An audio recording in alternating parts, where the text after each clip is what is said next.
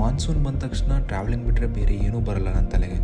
Laptop ಎತ್ಕೊಂಡು work ಮಾಡ್ತಾ ಇದ್ದಾಗ ಮೋಡ ಬಂದುಬಿಟ್ರೆ ಸಾಕು, ನಡಿ ಆಚೆ ಕಾರೆತ್ತು ಹೋಗೋಣ ಅಂತ ಅನಿಸುತ್ತೆ. ಮಾನ್ಸೂನೇ ಹಂಗೆ ಅನಿಸುತ್ತೆ ನನಗೆ. ಆ ಲಶ್ ಗ್ರೀನ್ ಮತ್ತು ಆ ಕೋಲ್ಡ್ ಬ್ರೀಸ್ ಮೈಂಡ್ಗೆ ಸೋಲ್ಗೆ ಪೀಸ್ ತಂದುಕೊಡುತ್ತೆ. ಎಷ್ಟೊಂದು ದಿನ ಆಯಿತು ಟ್ರಾವೆಲಿಂಗ್ ಮಾಡಿ ಅಂತ ನಾವು ಪ್ಲ್ಯಾನ್ ಮಾಡ್ತಾ ಇದ್ವಿ. ಈ ಪ್ಲ್ಯಾನಿಂಗಲ್ಲಿ ನಾವು ಚೂಸ್ ಮಾಡಿರೋ ಲೊಕೇಶನ್ ನಮ್ಮ ತುಳುನಾಡು ಉಡುಪಿ. ಕಟ್ಟಿಗಂಟು ಮುಟ್ಟೆನ ನಡೆರಿ ಓಡೋಣ ನಮ್ಮ ಉಡುಪಿಗೆ.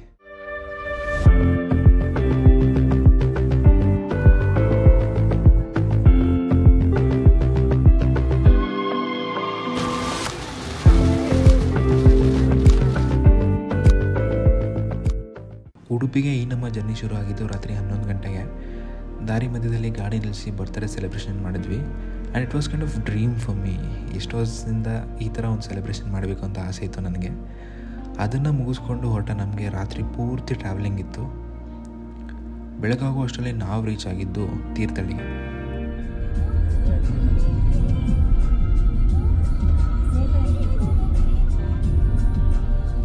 ತೀರ್ಥಹಳ್ಳಿನ ನಾನು ವಿಸಿಟ್ ಮಾಡ್ತಾ ಇರೋದು ಇದೇ ಮೊದಲನೇ ಸತಿ. ಯಾಕೆಲ್ಲರೂ ಈ ಜಾಗನ ಇಷ್ಟೊಂದು ಇಷ್ಟಪಡ್ತಾರೆ ಅಂತ ನನಗೆ ಇಲ್ಲಿಗೆ ಬಂದ ಮೇಲೆ ಗೊತ್ತಾಗಿದ್ದು. ಈ ಜಾಗ ಯಾವಾಗಲೂ ಹಿಂಗೆ ಇರುತ್ತೋ ಅಥವಾ ಮಾನ್ಸೂನ್ ಇರೋದ್ರಿಂದ ಈ ಥರ ಇದೆಯೋ ಗೊತ್ತಿಲ್ಲ. ಟ್ರಾವೆಲಿಂಗ್ ಮಾಡಿ ಎಕ್ಸಾಸ್ಟ್ ಆಗಿದ್ವಿ. ಅದಕ್ಕೆ ತೀರ್ಥಹಳ್ಳಿನಲ್ಲಿ ಫ್ರೆಶ್ ಆಗಿ ಅಲ್ಲಿಂದ ಮುಂದೆ ಹೋಗ್ತಿದ್ದಂಗೆ ನಮಗೆ ಸಿಕ್ಕಿದ್ದು ಆಗುಂಬೆ ಘಾಟ್. ನಾರ್ಮಲಾಗಿ ನಾವು ಜಾಸ್ತಿ ಯೂಸ್ ಮಾಡೋದು ಶಿರಾಡಿ ಘಾಟ್ ಅಥವಾ ಚಾರ್ಮಡಿ ಘಾಟ್. ಹೈವೇ ರೈಡ್ಸ್ನ ಎಷ್ಟೊಂದು ಜನ ಎಂಜಾಯ್ ಮಾಡ್ತಾರೆ. ಆದರೆ ನನಗೆ ಈ ಕರ್ವಿಂಗ್ಸ್ ರೋಡ್ಗಳಲ್ಲಿ ಡ್ರೈವ್ ಮಾಡೋದೇ ಬೇರೆ ಫೀಲ್ ಕೊಡುತ್ತೆ. ಜೆನ್ಯೂನಾಗಿ ಹೇಳಬೇಕು ಅಂತ ಅಂದರೆ ನನ್ನ ಬೈಕ್ನ ನಾನು ಇಲ್ಲಿ ಸಿಕ್ಕಾಪಟ್ಟೆ ಮಿಸ್ ಮಾಡಿಕೊಂಡೆ. ನೆಕ್ಸ್ಟ್ ಪ್ಲ್ಯಾನ್ ಮಾತ್ರ 100% ಬೈಕ್ ರೈಡ್ ಮಾಡಬೇಕು ಅಂತ ಅನಿಸ್ಬಿಟ್ಟಿದೆ ನನಗೆ. ಆಗುಂಬೆ ಘಾಟ್ ಮಧ್ಯದಲ್ಲಿ ಸನ್ಸೆಟ್ ವ್ಯೂ ಪಾಯಿಂಟ್ ಅಂತ ಒಂದು ಬೋರ್ಡ್ ಕಾಣ್ತು. ನಾವು ಹೋಗಿದ್ದು ಅರ್ಲಿ ಮಾರ್ನಿಂಗ್ಗೆ, ಆದರೂ ಒಂದು ವ್ಯೂ ನೋಡೇ ಬಿಡೋಣ ಅಂತ ಈ ವ್ಯೂಗೆ ವಿಸಿಟ್ ಮಾಡಿದ್ವಿ. ಫುಲ್ ವ್ಯೂ ಕೊಡೋ ಥರ ಒಂದು ಡಯಾಸ್ ಇದೆ ಅಲ್ಲಿ. ಅಲ್ಲಿಂದ ನೀವು ಮುಂದೆ ನೋಡಿದ್ರೆ ಫುಲ್ಲು ಗ್ರೀನ್ ಮೌಂಟೇನ್ಸ್ ಕಾಣಿಸುತ್ತೆ. And it was a good view actually. ಸ್ವಲ್ಪ ಹೊತ್ತು ಅದೇ ಲೊಕೇಶನಲ್ಲಿ ವ್ಯೂನ ಎಂಜಾಯ್ ಮಾಡಿ ಅಲ್ಲಿಂದ ನಾವು ಹೊರಟಿ ಬಂದಿದ್ದ ತಕ್ಷಣ ಸಿಕ್ಕಾಪಟ್ಟೆ ಮಳೆ ಜೋರಾಗಿ ಶುರು ಆಗೋಯ್ತು. ಅಷ್ಟೊತ್ತಿಗಾಗಲೇ ನಾವು ನಮ್ಮ ಹೋಮ್ ಸ್ಟೇ ಲೊಕೇಶನ್ ಹತ್ರ ಬಂದುಬಿಟ್ಟಿದ್ವಿ. ಈ ಸರಿ ನಾವು ಬುಕ್ ಮಾಡಿರೋ ಹೋಮ್ ಸ್ಟೇ ಬಂದ್ಬಿಟ್ಟು ಕೋಡಿ ಬೆಂಗೆರೆ ಅನ್ನೋ ಜಾಗದಲ್ಲಿದೆ. ಇದು ಉಡುಪಿಯಿಂದ 17 ಕಿಲೋಮೀಟರ್ ದೂರದಲ್ಲಿದೆ. ಒಂದು ಯೂನಿಕ್ ಆಗಿರೋ ಸ್ಪಾಟ್ ಅಂತ ಹೇಳ್ಬಿಟ್ಟು ನಾವು ಈ ಜಾಗನ ಬುಕ್ ಮಾಡಿದ್ವಿ ಈ ಸತಿ. ಇದ್ರ ಬಗ್ಗೆ ಡೀಟೇಲ್ಸ್ ನಾನು ನಿಮಗೆ ಇನ್ನು ಮುಂದೆ ಕೊಡ್ತೀನಿ. ಸದ್ಯಕ್ಕೆ ಎಲ್ಲರಿಗೂ ಹೊಟ್ಟೆ ಹಸಿತಾಯಿತು. ಆಲ್ರೆಡಿ ನಾವು ನಮ್ಮ ಹೋಮ್ ಸ್ಟೇ ಹತ್ರ ಬಂದುಬಿಟ್ಟಿದ್ವಿ. ಯಾವುದೇ ದೊಡ್ಡ ರೆಸ್ಟೋರೆಂಟ್ ಕಾಣಿಸ್ಲಿಲ್ಲ. ಕಾಣಿಸಿದ್ದು ಇದೊಂದು ರೆಸ್ಟೋರೆಂಟು. ನಾವು ಯಾವಾಗ ಮಂಗಳೂರು ಅಥವಾ ಉಡುಪಿ ಸೈಡ್ ಬಂದ್ರೂ ಬನ್ಸ್ ಅಂತೂ ಮಿಸ್ಸೇ ಮಾಡಲ್ಲ. ಎಲ್ಲರಿಗೂ ಹೊಟ್ಟೆ ಹಸಿತಾಯಿತ್ತು ಅಂತ ನಾವು ಟೇಸ್ಟ್ ಬಗ್ಗೆ ಅಷ್ಟೊಂದು ತಲೆ ಕೆಡಿಸ್ಕೊಂಡಿಲ್ಲ. ಒಂದು ರೇಂಜ್ಗೆ ಟೇಸ್ಟ್ ಚೆನ್ನಾಗಿತ್ತು. ತಿಂಡಿ ಕಂಪ್ಲೀಟ್ ಮಾಡಿದ್ವಿ. ಇಷ್ಟೊತ್ತಿಗಾಗಲೇ ನನಗೆ ನಿದ್ದೆ ಸಿಕ್ಕಾಪಟ್ಟೆ ಎಳಿತಾ ಇತ್ತು. ರಾತ್ರಿ ಫುಲ್ಲು ಡ್ರೈವಿಂಗ್ ಮಾಡಿದ್ದೆ. ಡೈರೆಕ್ಟಾಗಿ ನಾವು ನಮ್ಮ ಹೋಮ್ ಸ್ಟೇ ರೀಚ್ ಮಾಡಿ ಲಗೇಜ್ನೆಲ್ಲ ಅನ್ಲೋಡ್ ಮಾಡಿ ಒಂದು 3 ಅವರ್ಸ್ ರೆಸ್ಟ್ ಮಾಡಿಕೊಂಡೆ. ಈಗ ನಾವು ನಮ್ಮ ಹೋಮ್ ಸ್ಟೇ ಹಿಂದೆ ಕಾಣ್ತಾ ಇದ್ದಲ್ಲ ವೈಟ್ ಕಲರ್ ಹೋಮ್, ಅದೇ ನಮ್ಮ ಹೋಮ್ ಸ್ಟೇ. ಸೊ ಅದನ್ನು ರೀಚ್ ಆಗಿದ್ದೀವಿ. ಸೊ ಈ ಲೊಕೇಶನ್ ಹೆಂಗಿದೆ ಅಂತ ಅಂದರೆ ಇದು ಆ್ಯಕ್ಚುಲಿ ಒಂದು ಐಲ್ಯಾಂಡ್ ಥರ, ಓಕೆನಾ. ಸೊ ಒಂದು ಎಂಡು ಈ ಕಡೆ ಇದೆಯಲ್ಲ ಎಂಡು, ಇದು ಸುವರ್ಣ ನದಿ, ರೈಟ್. ಇದು ಸ್ಟ್ರೈಟ್ ಹೋಗಿ ಸಮುದ್ರ ಸೇರುವಂಥ ಜಾಗನ ನಾವು ಮಹಾಸಂಗಮ ಅಂತ ಕರಿತೀವಿ. ಸೊ ಈ ಕಡೆ ಇರೋದು ಒಂದು ಸುವರ್ಣ ನದಿ. ಸೊ ಇದು ನಮ್ಮ home stay. So home stay ಪಕ್ಕದಿಂದ ಸ್ಟ್ರೈಟ್ ಹೋದರೆ ನೀವು ಸಮುದ್ರ ನೋಡ್ಬೋದು. ಸೊ ಇದೇನು ಪಾರ್ಟ್ ಇದೆ, ಇಲ್ಲಿಂದ ಇಲ್ಲಿಗೆ ಒಂದು 250 ಮೀಟರ್ಸ್ ಇರ್ಬೋದು, ಕಾಲು ಭಾಗ ಕಿಲೋಮೀಟರು. ಸೊ ಅದು ಐಲ್ಯಾಂಡು. ಸೊ ಇದೇನು ನೀವು ರೋಡ್ ನೋಡ್ತಾ ಇದ್ದೀರಾ, ಈ ತಾರ್ ರೋಡು ಐಲ್ಯಾಂಡಲ್ಲಿ ಸೆಂಟ್ರಲ್ ಮಾಡಿರೋದು, ಓಕೆನಾ. ಸೊ ಇದೊಂಥರ ನಾವಿರೋದು ಐಲ್ಯಾಂಡು, ಇದು ನಮ್ಮ ಹೋಮ್ ಸ್ಟೇ. ಸೊ ಈ ಐಲ್ಯಾಂಡಿಂದ ನಾವು ಆ ಕಡೆ ಸುವರ್ಣ ನದಿ, ಇಲ್ಲಿ ನಾವು ನಡ್ಕೊಂಡು ಹೋದರೆ ನಿಮಗೆ ಏನು ಸಿಗುತ್ತೆ, ಸಮುದ್ರ ಸಿಗುತ್ತೆ. ನಾನು ನಿಮಗೆ ತೋರಿಸ್ತೀನಿ. ಆಸಮಾಗಿದೆ ಲೊಕೇಶನ್ ಮಾತ್ರ. ಸೊ ಇದಿರೋದು ಉಡುಪಿನಲ್ಲಿ. ನಾನು ನಿಮಗೆ ಲೊಕೇಶನ್ ಲಿಂಕ್ಸು ಕೆಳಗಡೆ ಡಿಸ್ಕ್ರಿಪ್ಷನಲ್ಲಿ ಹಾಕಿರ್ತೀನಿ. ನಿಮ್ಗೇನಾದರೂ ಬೇಕು ಅಂದರೆ ಚೆಕ್ಔಟ್ ಮಾಡ್ಕೊಬೋದು. ಈಗ ನಡೀರಿ, ನಾನು ನಿಮಗೆ ಸಮುದ್ರ ಹೆಂಗಿದೆ ಅಂತ ತೋರಿಸ್ತೀನಿ.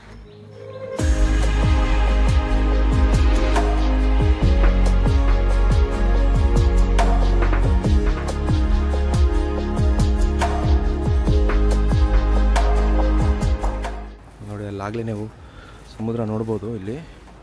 ಆ್ಯಂಡ್ ನಮ್ಮ ಹೋಮ್ ಸ್ಟೇ ಬಂದ್ಬಿಟ್ಟು ಈ ಕಡೆ, ಅಲ್ಲಿ ಟ್ಯಾಂಕ್ ಕಾಣ್ತಿದ್ದಲ್ಲ, ಟ್ಯಾಂಕಿಂದ ಪಕ್ಕದಲ್ಲಿ ಕಾರ್ ಕಾಣ್ತಿದೆ ನೋಡಿ ಇಲ್ಲಿ.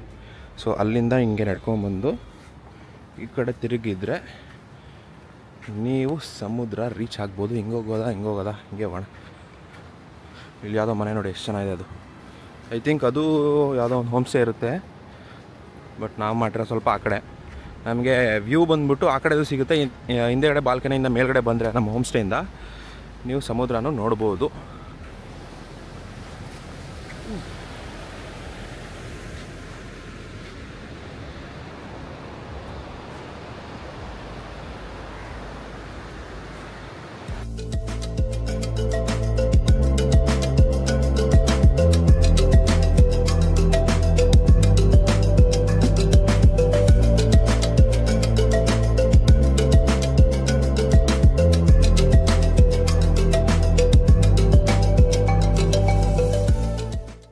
ನೋಡ್ಕೊಂಬರೋ ಅಷ್ಟರಲ್ಲಿ ಸಿಕ್ಕಾಪಟ್ಟೆ ಹೊಟ್ಟೆ ಹಸಿತಾಯಿತ್ತು. ನಮ್ಮ ಹೋಮ್ ಸ್ಟೇನಲ್ಲಿ ಕಿಚನ್ ಇದೆ, ಅಲ್ಲೇ ನಾವು ಕುಕ್ಕಿಂಗ್ ಮಾಡ್ಕೊಳ್ಳೋಣ ಅಂತ ಡಿಸೈಡ್ ಮಾಡ್ಕೊಂಡಿದ್ವಿ. ಅಷ್ಟರಲ್ಲಿ ಏನಾದರೂ ಸ್ನ್ಯಾಕ್ ತಿನ್ಕೊಂಬರೋಣ ಅಂತ ನಾನು ಹೊರಟೆ. ಬರಬೇಕಾದ್ರೆ ನಮಗೆ ಒಂದು ಕೆನರಾ ಬೀಚ್ ರೆಸ್ಟೋರೆಂಟ್ ಅಂತ ಸಿಕ್ತು.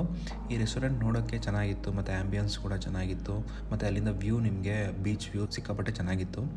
ಅದಕ್ಕೆ ನಾವು ಆ ಪ್ಲೇಸ್ನ ಟ್ರೈ ಮಾಡೋಣ ಅಂತ ಹೇಳ್ಬಿಟ್ಟು ಆ ಪ್ಲೇಸ್ನ ವಿಸಿಟ್ ಮಾಡಿದ್ವಿ. ಆರ್ಡರ್ ಮಾಡಿದ್ದು ಒಂದು ಚಿಕನ್ ಕರ್ರಿ ಮತ್ತು ಅದ್ರ ಜೊತೆಗೆ ಪರೋಟ ಮಾಡಿದ್ವಿ. ಟೇಸ್ಟ್ ಏನು ಅಷ್ಟೊಂದು ಚೆನ್ನಾಗಿರಲಿಲ್ಲ, ಬಟ್ ಆ್ಯಂಬಿಯನ್ಸ್ ಅಂತೂ ಸಿಕ್ಕಾಪಟ್ಟೆ ಚೆನ್ನಾಗಿತ್ತು. ನಮ್ಮ ಹೋಮ್ ಸ್ಟೇಯಿಂದ 2 ಕಿಲೋಮೀಟರ್ಸ್ ಮುಂದೆ ಡೆಲ್ಟಾ ಬೀಚ್ ಅಂತ ಒಂದು ಪ್ಲೇಸ್ ಇತ್ತು. ಈ ಬೀಚ್ನ ನಾವು ಕೂಡಿಬೆಂಗರೆ ಬೀಚ್ ಅಂತ ಕೂಡ ಕರಿಬೋದು. ಈ ಬೀಚಲ್ಲಿ ನಿಮಗೆ ಸ್ವರ್ಣ ನದಿ ವ್ಯೂ ಕೂಡ ನೋಡ್ಬೋದು, ನೀವು ಸಮುದ್ರದ ಕಡೆ ವ್ಯೂ ಕೂಡ ನೋಡ್ಬೋದು. ಅದನ್ನು ಎಂಜಾಯ್ ಮಾಡೋಣ ಅಂತ ಈ ಒಂದು ಲೊಕೇಶನ್ಗೆ ನಾವು ವಿಸಿಟ್ ಮಾಡಿದ್ವಿ. ಇಲ್ಲಿ ನೋಡ್ಬೋದು, ಇಲ್ಲಿ ಅಲೆಗಳು ಸಿಕ್ಕಾಪಟ್ಟೆ ಜಾಸ್ತಿ ಇದೆ. ಏನಕ್ಕೆ ಅಂತಂದರೆ ಈ ನದಿ ಬಂದು ಇಲ್ಲಿ ಈ ಸಮುದ್ರಕ್ಕೆ ಜಾಯಿನ್ ಆಗ್ತಾ ಇದೆ. ಸೊ ಅದಕ್ಕೆ ಎರಡು ಒಂದು ಫೋರ್ಸ್ ಸೇರಿಕೊಂಡು ಇಲ್ಲಿ ನಿಮಗೆ ಅಲೆಗಳು ಕ್ರಿಯೇಟ್ ಆಗ್ತದೆ.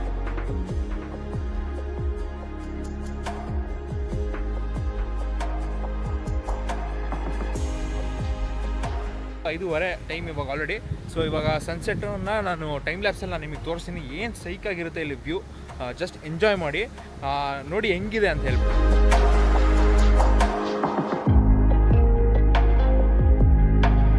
ಈವ್ನಿಂಗು ಸನ್ಸೆಟ್ ವ್ಯೂನ ಎಂಜಾಯ್ ಮಾಡಿಕೊಂಡು ನಮ್ಮ ಹೋಮ್ ಸ್ಟೇಗೆ ರಿಟರ್ನ್ ಬಂದು ಆ ಡೇನ ನಾವು ಸಕ್ಸಸ್ಫುಲ್ಲಾಗಿ ಎಂಡ್ ಮಾಡಿದ್ವಿ.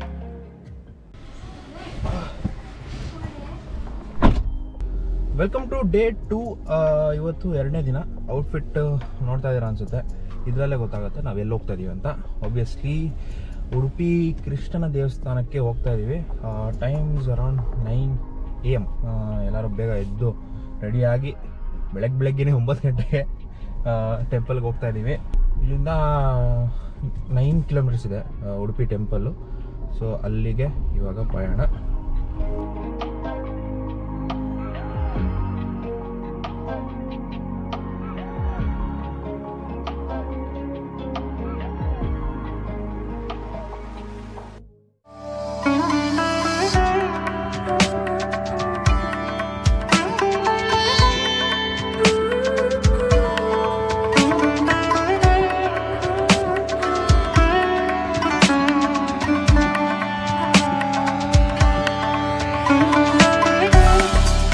ಉಡುಪಿ ಅಂತಂದರೆ ಶ್ರೀಕೃಷ್ಣ ದೇವಸ್ಥಾನಕ್ಕೆ ಹಾಗೂ ಮಠಕ್ಕೆ ಇಲ್ಲಿ ಬಂದು ವಿಸಿಟ್ ಮಾಡೇ ಮಾಡ್ತಾರೆ ಎಲ್ಲರೂ.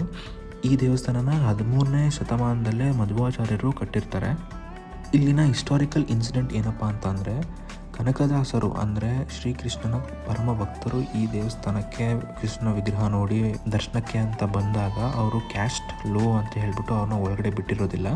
ಹಿಸ್ಟ್ರಿ ಎರಡೇ ಹೇಳುತ್ತೆ. ಏನಪ್ಪ ಅಂತಂದರೆ ಅವರು ಅದೇ ಜಾಗದಲ್ಲಿ ಅವರ ಭಕ್ತಿನ ಶುರು ಮಾಡ್ತಾರೆ ಅಂತ, ಅಥವಾ ಈ ದೇವಸ್ಥಾನದ ಹಿಂದೆಗಡೆ ಹೋಗಿ ಅವ್ರ ಭಕ್ತಿನ ಶುರು ಮಾಡಿದ್ದಕ್ಕೆ ದೇವರೇ ಇವ್ರ ಭಕ್ತಿಗೆ ಮೆಚ್ಚಿ ಆ ಒಂದು ಗೋಡೆ ಏನಿರುತ್ತೆ ಅದನ್ನು ಸೀಳ್ಕೊಂಡು ಇವ್ರಿಗೆ ದರ್ಶನ ಕೊಟ್ಟಿದ್ದಾರೆ ಅಂತ ಹೇಳ್ಬಿಟ್ಟು ಇಲ್ಲಿ ಇನ್ಸಿಡೆಂಟ್ ಹೇಳುತ್ತೆ.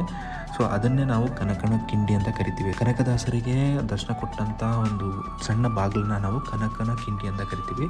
ನೀವು ಈಗಲೂ ಕೂಡ ದೇವಸ್ಥಾನಕ್ಕೆ ಹೋದಾಗ ಒಂದು ಸಣ್ಣ ಬಾಗಿಲಿಂದ ನೀವೇನು ದೇವ್ರ ದರ್ಶನ ಮಾಡ್ತೀರಾ ಅದನ್ನೇ ನಾವು ಕನಕನ ಕಿಂಡಿ ಅಂತ ಕರಿತೀವಿ. ಪ್ರತಿದಿನ ಇಲ್ಲಿ ಸಾವಿರಾರು ಜನಕ್ಕೆ ಅನ್ನದಾಸೋಹ ಕೂಡ ನಡೆಯುತ್ತೆ.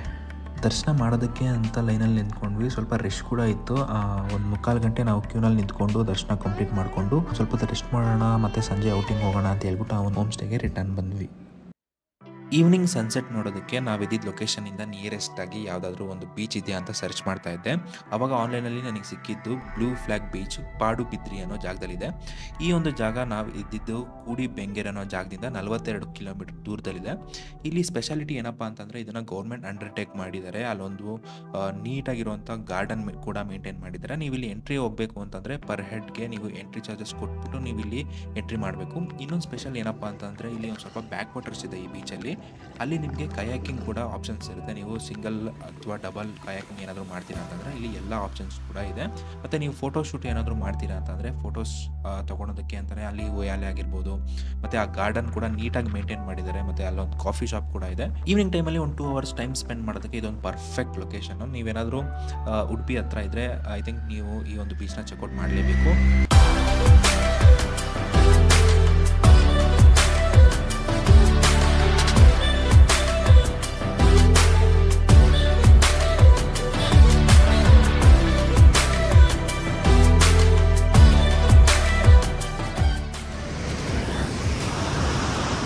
ಈ ಬೀಚ್ ವೈಬ್ ಮಾತ್ರ ಆಸಮ್ ಆಗಿದೆ.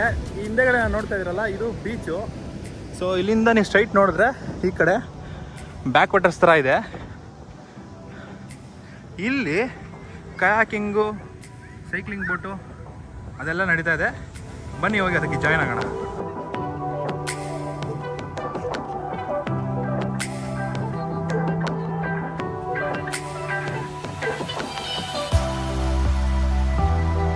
ಹತ್ಕೊಂಡು ಹಿಂಗೆ ಆ ಕಡೆ ಒಂದು ಈ ಕಡೆ ಒಂದು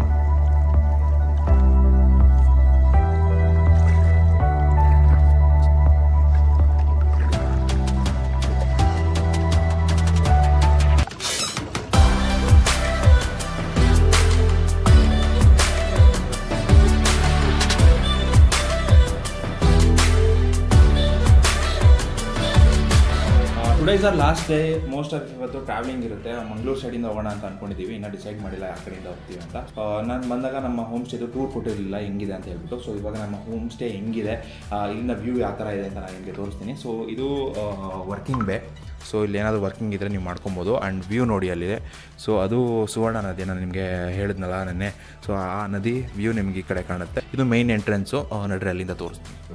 ಬ್ಯಾಗ್ಸ್ ಎಲ್ಲ ಆಲ್ರೆಡಿ ಪ್ಯಾಕ್ ಆಗೋಗಿದೆ. ಇನ್ನೇನು ನಾವು ಹೊರಡೋದು ಅಷ್ಟೇ. 12 PM ನಮಗೆ ಚೆಕ್ಔಟ್ ಟೈಮಿಂಗ್ ಇದೆ. ಒಂದೇ ಒಂದು ಡ್ರಾಬ್ಯಾಕ್ ಏನಪ್ಪ ಅಂತಂದರೆ ಕಿಚನ್ನು ಈ ಹೋಮ್ ಸ್ಟೇನಲ್ಲಿ ಗ್ರೌಂಡ್ ಫ್ಲೋರಲ್ಲಿದೆ. ಪ್ರತಿ ಸತಿ ನೀವು ಕೆಳಗಡೆ ಮೇಲ್ಗಡೆ ಓಡಾಡಬೇಕು. ಮತ್ತು ಅಡುಗೆ ಸಾಮಾನೆಲ್ಲ ಸ್ವಲ್ಪ ಪ್ರಾಬ್ಲಮ್ ಆಗುತ್ತೆ. ಅದೊಂದು ಬಿಟ್ಟರೆ ನಿಮಗೆ ಇನ್ನೆಲ್ಲ ಫೆಸಿಲಿಟೀಸು ಟಾಪ್ ನಾಚ್ ಆಗಿದೆ. ಮೇನ್ ಎಂಟ್ರೆನ್ಸಿಂದ ನೀವು ಒಳಗಡೆ ಹೋಗ್ತಿದ್ದಂಗೆ ಡೈರೆಕ್ಟಾಗಿ ಹಾಲ್ಗೆ ಎಂಟ್ರಿ ಆಗ್ತೀರಾ. ಇಲ್ಲಿ ಡೈನಿಂಗ್ ಹಾಲ್ ಇಲ್ಲ, ಒಂದು ಸ್ಪೇಷಿಯಸ್ ಆಗಿರೋಂಥ ಒಂದು ಹಾಲ್ ಇದೆ. ನಾವು ಇದ್ದಿದ್ದು ಇಲ್ಲಿ 8 ಜನ. ನಾವು ಎಕ್ಸ್ಟ್ರಾ 4 ಮ್ಯಾಟ್ರೆಸ್ ಬೇಕು ಅಂತ ತೊಗೊಂಡಿದ್ವಿ. ಅದಕ್ಕೇನು ಎಕ್ಸ್ಟ್ರಾ ಚಾರ್ಜಸ್ ಏನು ಹಾಕಿರಲಿಲ್ಲ ಅವರು. 8 ಜನ ಇಲ್ಲಿ ಆರಾಮಾಗಿರ್ಬೋದು. 2 ರೂಮಲ್ಲೂ ನಿಮಗೆ ಕಿಂಗ್ ಸೈಜ್ ಮ್ಯಾಟ್ರೆಸ್ ಸಿಗುತ್ತೆ. ಮತ್ತು 2 ರೂಮಲ್ಲೂ ನಿಮಗೆ AC ಇರುತ್ತೆ. ನೀವೇನಾದರೂ ಸಮ್ಮರಲ್ಲಿ ಬರ್ತೀರಾ ಅಂತಂದರೆ ಆರಾಮಾಗಿ ಚಿಲ್ಲಿಂಗಾಗಿ ಇರ್ಬೋದು. ಮತ್ತು ಬಾತ್ರೂಮ್ಸು ಅಷ್ಟೇ ನೀಟಾಗಿ ಮೇಂಟೈನ್ ಮಾಡಿದ್ದಾರೆ. ಮತ್ತು 24 hours ಹಾಟ್ ವಾಟರ್ ಬರುತ್ತೆ. ಬೀಚಲ್ಲಿ ಆಟಾಡ್ಕೊಂಡು ನೀವು ಆರಾಮಾಗಿ ಇಲ್ಲಿ ಬಂದು ಫ್ರೆಶ್ ಅಪ್ ಆಗ್ಬೋದು. ಮತ್ತು 2 ರೂಮಲ್ಲೂ ವಾರ್ಡ್ರೋಬ್ಸ್ ಇದೆ. ನೀವು ಬಟ್ಟೆ ಕೂಡ ಆರಾಮಾಗಿ ಇಟ್ಕೊಬೋದು. ನಿಮಗೇನು ಪ್ರಾಬ್ಲಮ್ ಆಗೋಲ್ಲ. ಈ ಒಂದು ಪ್ರಾಪರ್ಟಿ ನೀವು Airbnb ಬುಕ್ಕಿಂಗ್ ಮಾಡ್ಕೊಬೋದು. ಇನ್ ಕೇಸ್ ನಿಮಗೆ ಲಿಂಕ್ ಬೇಕು ಅಂತಂದರೆ ಕೆಳಗಡೆ ಕಾಮೆಂಟ್ ಮಾಡಿ, ನಾನು ನಿಮಗೆ ಡೈರೆಕ್ಟಾಗಿ ಲಿಂಕ್ ಕಳಿಸ್ಕೊಡ್ತೀನಿ. ಮಂಗಳೂರಲ್ಲಿ ಕೊರಗಜ್ಜ ಟೆಂಪಲ್ನ ವಿಸಿಟ್ ಮಾಡಬೇಕು ಅಂತ ಅಂದ್ಕೊಂಡಿದ್ವಿ ಎಷ್ಟೊಂದು ದಿವಸದಿಂದ. ಆದರೆ ಆಗಿರಲಿಲ್ಲ.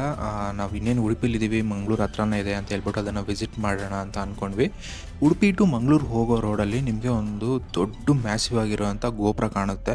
ಯಾವುದಪ್ಪ ಈ ಗೋಪುರ ಅಂತ ನಾನು ಚೆಕ್ಔಟ್ ಮಾಡಿದಾಗ ಆ ಗೋಪುರ ಬಂದುಬಿಟ್ಟು ಉಚ್ಚಲ ಶ್ರೀ ಮಹಾಲಕ್ಷ್ಮಿ ಟೆಂಪಲ್ದು ಅಂತ ಗೊತ್ತಾಯಿತು. ಇದನ್ನು ವಿಸಿಟ್ ಮಾಡೋಣ, ಆಚೆಯಿಂದ ತುಂಬ ಚೆನ್ನಾಗಿ ಕಾಣ್ತಾ ಇತ್ತು ಅಂತ ಅಂದ್ಕೊಂಡು ನಾನು ವಿಸಿಟ್ ಮಾಡಿದೆ. ಸಿಕ್ಕಾಪಟ್ಟೆ ಮ್ಯಾಸಿವ್ ಆಗಿದೆ. ಈ ಟೆಂಪಲ್ದು ಏರಿಯಾ ಬಂದ್ಬಿಟ್ಟು 6 acres ಈ ಟೆಂಪಲ್ನ ಕನ್ಸ್ಟ್ರಕ್ಷನ್ ಮಾಡಿದ್ದಾರೆ. 1957 ಕನ್ಸ್ಟ್ರಕ್ಷನ್ ಮಾಡಿರುವಂಥ ಈ ಟೆಂಪಲ್ಲು ರೀಸೆಂಟಾಗಿ ರಿನೋವೇಟ್ ಮಾಡಿದ್ದಾರೆ. ದೊಡ್ಡದಾಗಿರೋ ಒಂದು ಕಲ್ಯಾಣಿ ಕೂಡ ಇದೆ. ಮತ್ತು ಇಲ್ಲಿ ನೀವು ಟ್ರೆಡಿಷನಲ್ ವೇರ್ನ ಹಾಕೊಂಡು ಬಂದರೆ ಮಾತ್ರ ನಿಮಗೆ ಒಳಗಡೆ ಎಂಟ್ರಿ ಕೊಡ್ತಾರೆ. ಪಿ ಶ್ರೀಕೃಷ್ಣ ದೇವಸ್ಥಾನದಲ್ಲಿ ಯಾವ ರೀತಿ ಪೂಜೆಗಳನ್ನ ಮಾಡ್ತಾರೋ ಅದೇ ರೀತಿ ಪೂಜೆಗಳನ್ನ ಇಲ್ಲಿ ಮಹಾಲಕ್ಷ್ಮಿ ದೇವ್ರಿಗೂ ಸಲ್ಲಿಸ್ತಾರೆ. ನೀವೇನಾದರೂ ಉಡುಪಿಯಿಂದ ಮಂಗಳೂರು ಸೈಡ್ ಹೋಗ್ತಾ ಇದ್ರೆ ಲೆಫ್ಟ್ ಸೈಡಲ್ಲಿ ಮ್ಯಾಸಿವ್ ಆಗಿ ಕಾಣಿಸುತ್ತೆ. ಇದನ್ನು ಡೆಫಿನೆಟ್ ಆಗಿ ನೀವು ಚೆಕ್ಔಟ್ ಮಾಡಲೇಬೇಕು. ಯಾಕಂತಂದರೆ ಫುಲ್ಲು ಸ್ಪೇಷಿಯಸ್ ಆಗಿದೆ ಮತ್ತು ಒಳಗಡೆ ಲಕ್ಷ್ಮೀ ವಿಗ್ರಹ ಕೂಡ ಅಷ್ಟೇ ಸ್ಪೆಷಲ್ ಆಗಿದೆ. ಇದನ್ನು ಡೆಫಿನೆಟಾಗಿ ವಿಸಿಟ್ ಮಾಡಿ. ಈ ಟೆಂಪಲ್ನ ಮುಗಿಸ್ಕೊಂಡು ಡೈರೆಕ್ಟಾಗಿ ನಾವು ಹೋಗಿದ್ದು ಕೊರಗಜ್ಜ ಟೆಂಪಲ್ಗೆ. ಗೂಗಲ್ ಮ್ಯಾಪ್ಸಲ್ಲಿ ನೀವು ಕೊರಗಜ್ಜ ಟೆಂಪಲ್ ಅಂತ ಲೊಕೇಶನ್ ಹಾಕ್ಕೊಂಡು ಆ ಲೊಕೇಶನ್ಗೆ ಹೋದರೆ ಅದು ರಾಂಗ್ ಲೊಕೇಶನ್ ತೋರಿಸುತ್ತೆ. ನಮ್ಮ ಥರನೇ 2-3 ಜನಕ್ಕೆ ಆಗಿತ್ತು. ನಾವು ಎಲ್ಲರೂ ಅದೇ ಲೊಕೇಶನ್ಗೆ ಹೋಗಿದ್ವಿ. ಅಲ್ಲಿ ಒಂದು ಪ್ರಾವಿಷನ್ ಸ್ಟೋರಲ್ಲಿ ಎಲ್ಲರಿಗೂ ಇದೇ ಥರ ಲೊಕೇಶನ್ ತೋರಿಸ್ತಾ ಇದೆ ಅಂತ ಹೇಳ್ಬಿಟ್ಟು ಆ್ಯಕ್ಯುರೇಟ್ ಲೊಕೇಶನ್ದು ಲಿಂಕ್ನ ನಮಗೆ ಕಳಿಸಿದ್ರು. ಆ ಲೊಕೇಶನ್ನ ಫಾಲೋ ಮಾಡ್ಕೊಂಡು ಹೋದಾಗ ಸಿಕ್ತು ನಮಗೆ ಕರೆಕ್ಟಾಗಿರುವಂಥ ಅಡ್ರೆಸ್ಸು.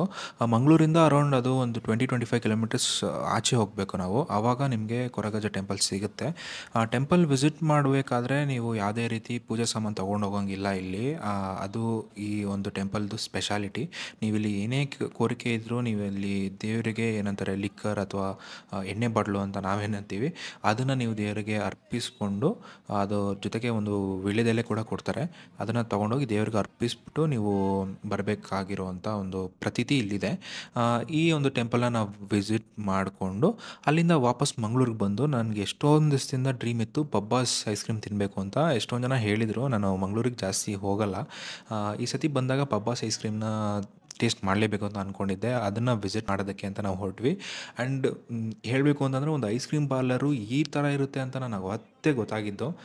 ನೀವೇನು ನೋಡ್ತಾ ಇದ್ದೀರಾ ಇಲ್ಲಿ ಎಲ್ಲರೂ ಅವ್ರು ತಿಂತಾ ಇರೋದು ಐಸ್ ಕ್ರೀಮು. ನಾನು ಈ ರೆಸ್ಟೋರೆಂಟ್ಗೆ ಐಸ್ ಕ್ರೀಮ್ ತಿನ್ನೋಕ್ಕೂ ವೆಯ್ಟ್ ಮಾಡ್ತೀನಿ ಅಂತ ಯಾವತ್ತೂ ಅಂದ್ಕೊಂಡಿರಲಿಲ್ಲ.